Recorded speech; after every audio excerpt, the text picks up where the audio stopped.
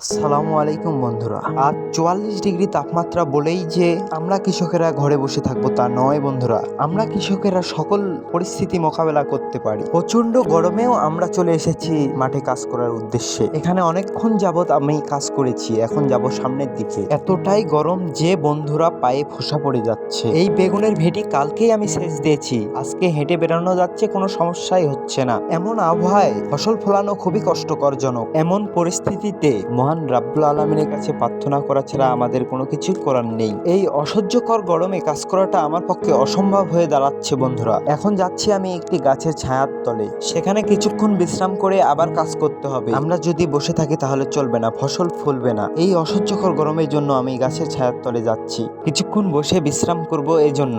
আর হ্যাঁ বন্ধুরা, এটা আমার প্রথম ভিডিও, কেমন হয়েছে অবশ্যই কমেন্টে বলবেন। ওই যে দেখা যায় গাছটা, ওই গাছের তলায় যাব, একটু বসে বিশ্রাম করব। আর হ্যাঁ বন্ধুরা, আজকের চেয়েও কাজ কালকে আরো কঠিন হবে। কালকে ধানের ভেঙে কাজ করতে হবে। অবশেষে ছায়া জায়গাটা পেয়ে গেছি।